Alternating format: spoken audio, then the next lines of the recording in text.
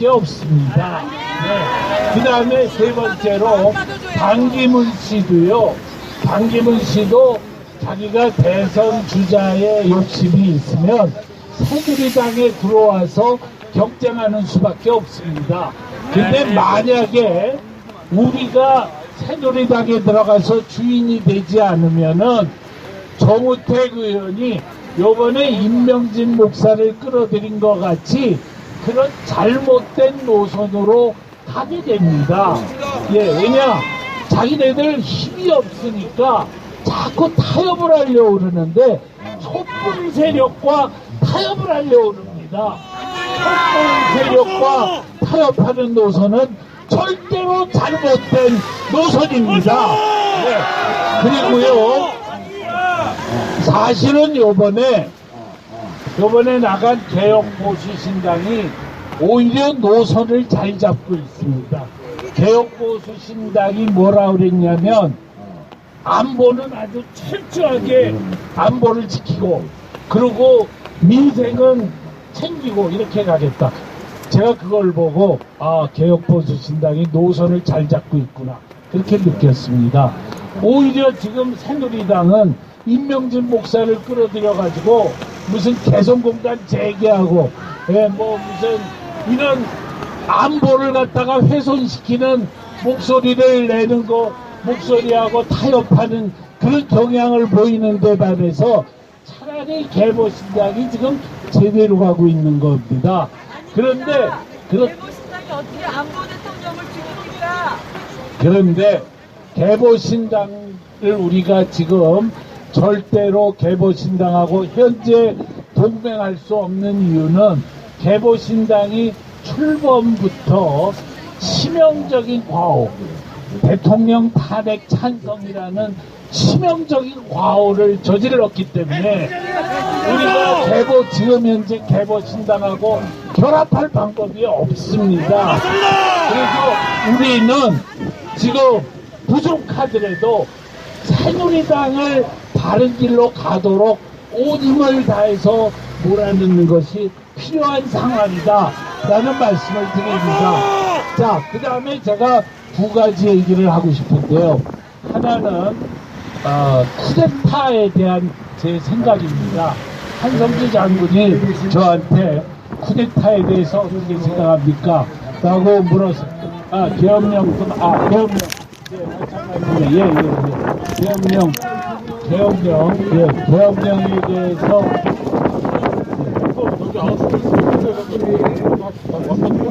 뭐가요?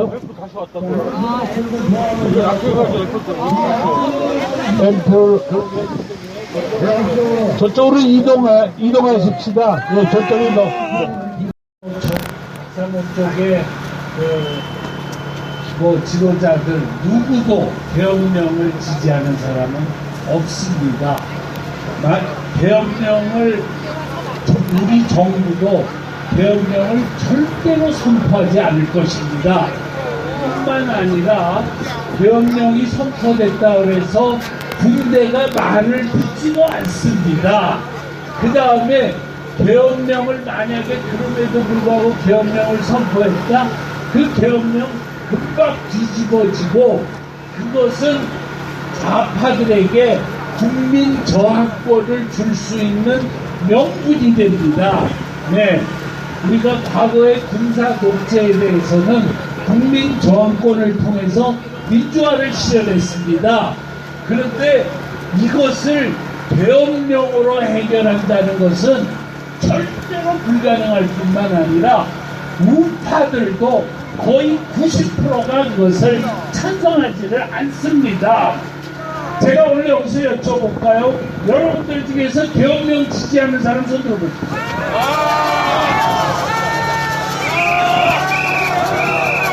예, 그러면은 계엄령 지지하지 않는 사람 손 들어보십시오.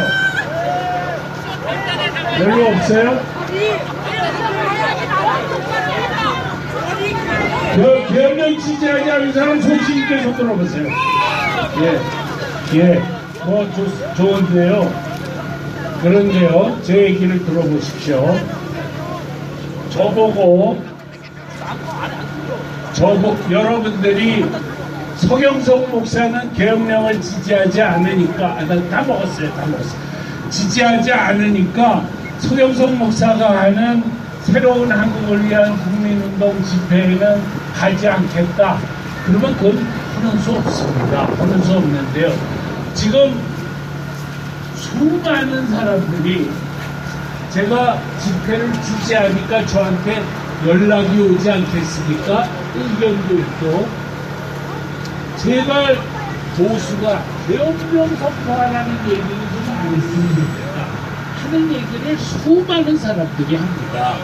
예, 그래서 저희는 그리고 새로운 한국을 위한 국민운동의 공동대표 회의에서도 계엄령 선포하라는 얘기가 나와서 참 저거는 정말 없어야 되는 얘기가 나오고 있다. 그런 이야기를 사람들이 다 합니다. 그래서 여러분들이 우리 새로운 한국을 위한 국민운동은 계엄령 선포를 주장하는 사람들을 연사로 세울 수가 없습니다. 그거는 여러분들이 그거를 하는 집회를 따로 만드시는 거는 상관없는데요. 우리는 그렇게 할 수가 없습니다.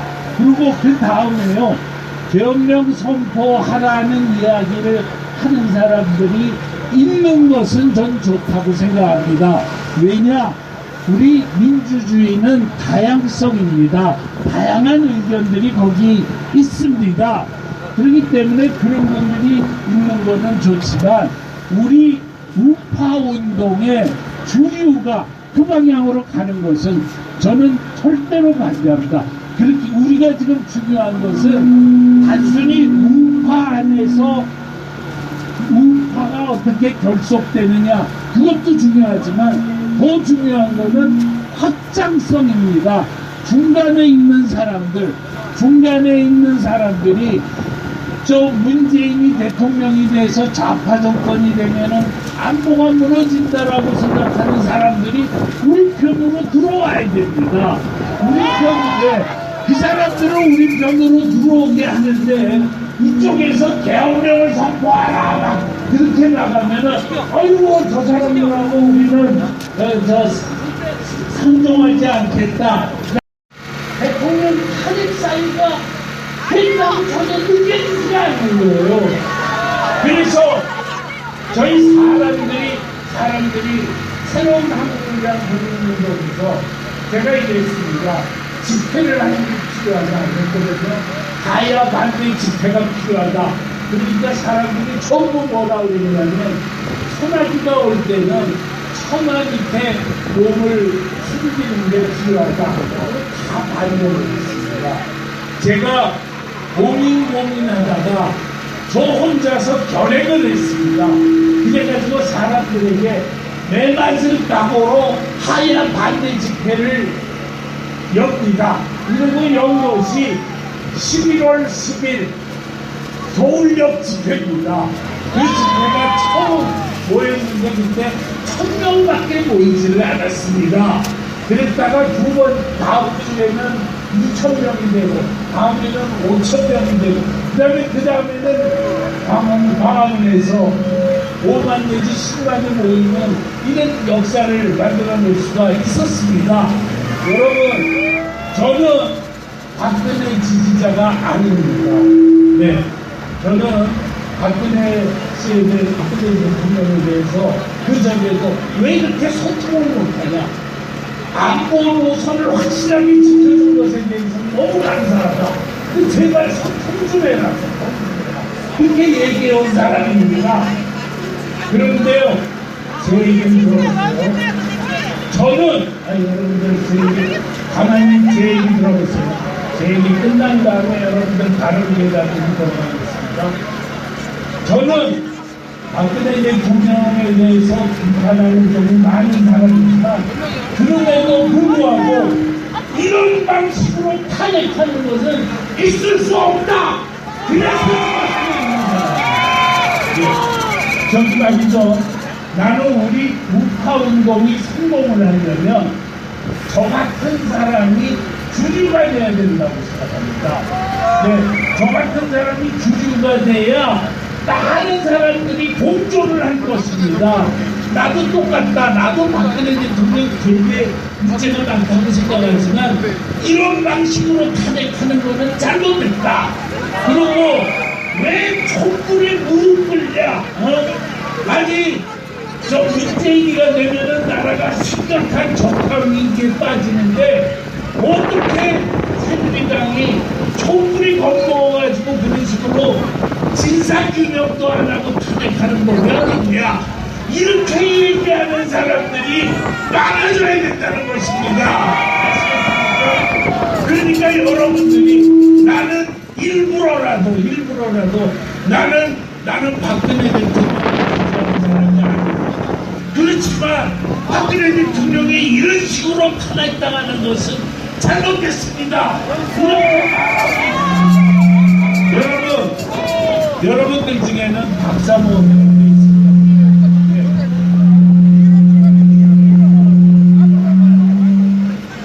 네. 그런데요, 저는 박사모 회원은 아닙니다. 그러나 제가 어느 누구보다도 더 열심히 이 운동을 위해서 혼신의 힘을 다하고 있습니다. 만약에 여러분들이 서경석이가 박사모가 아니니까 떠나라 그러면은 나 떠나겠습니다. 그건 아니죠. 네. 지금 우리가 하려는 일은 좌파 정권을 막기 위한 것입니다. 네.